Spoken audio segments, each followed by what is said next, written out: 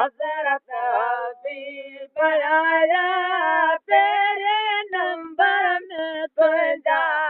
मुझा नसीब आया आया घर आमना दे आया घर आमना दे हज़रत हबीब आया तेरे नंबर में तुझा मुझा नसीब आया आया घर आमना दे